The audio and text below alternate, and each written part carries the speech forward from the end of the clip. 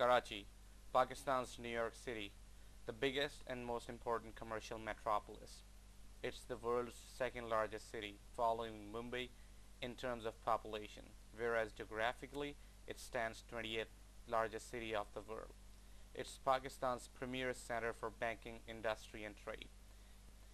Karachi is also the home of Pakistan's largest corporations that are involved in entertainment, arts, software development, and research. The metropolis serves as a major hub of higher education in South Asia and wider Islamic world. Karachi enjoys its prominent position due to its geographical location on a bay, making it the financial capital of the country.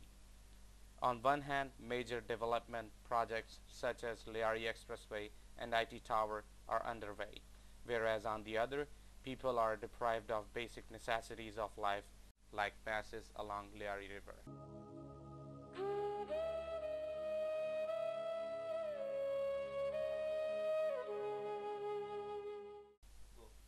Historically, Lyari River used to be a source of perennial water which flowed during rainy season. Until 1950s, the river held clean water and fish, with farming activities on its banks. Over the years, it has become the largest sewage and rainwater dump from all over the city of Karachi. Around 80,000 people reside along Lyari River. More than 95% of these people are low-income people who are employed in the city's recycling industry as daily wage labor. A number of children are deprived of the educational facilities. We saw them playing games and catching birds during school timings. Some of them cannot afford the fees, while others just lack off even when they are enrolled in school. We also visited some schools where basic facilities such as clean water, fans, and even proper buildings seem to be extinct. These buildings with their shattered structure reminded us of the incidents which took place in Manora School, where 4 children died when a school building collapsed. The health issues of residents are severe.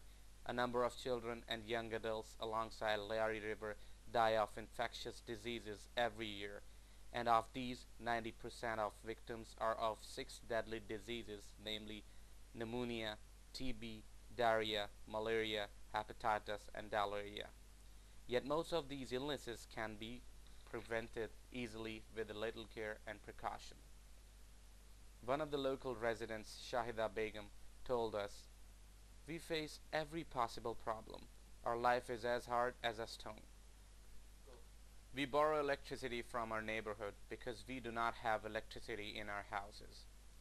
Drinking water is not available. The river water creeps in our houses when it rains. There is filth all around. The government does not pay attention to our problems. Lyari River is the main contributor to an estimated amount of 200 million imperial gallons of raw sewage that enters the sea. Pollution factor caused by the river can't be imagined. It causes severe pollution due to a combination of industrial, port, municipal, and transportation activities in the area.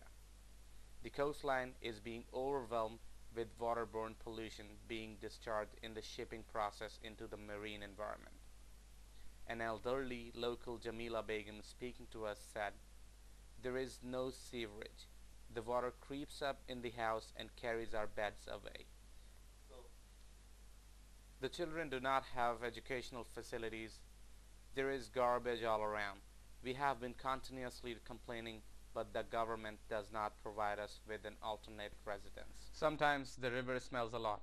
There are a lot of mosquitoes because of river, which does not let us sleep. The replacement plots issued by the government are far from the city, and their value is less. If the government wants to give us favor, it should build schools for our children. 2 of my elder children are unemployed. The government should provide our youth with jobs. Sometimes we have to sleep hungry. The fees of school and prices of necessities are sky high." The government, seeing to the residential problem, allotted land to these people in Town and Hawke's Bay. But the bitter fact remains, the people do not seem to be willing to leave the riverside. Even after their houses were demolished, they re-inhabited the riverside building huts. The community chairman, Farouk, who has been living here for more than 20 years, said, "We have built these houses on proper demarcation and map. This is not an encroachment. Still, we agree to shift if the government gives us proper residence." Liari River is not a river now. It has been transformed into a sewerage line.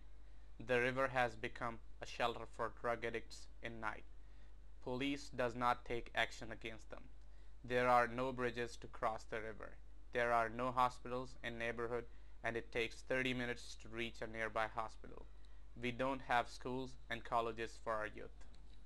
As one of the most rapidly growing cities, Karachi faces challenges that are central to many developing metropolises, and Liari issue is one of them.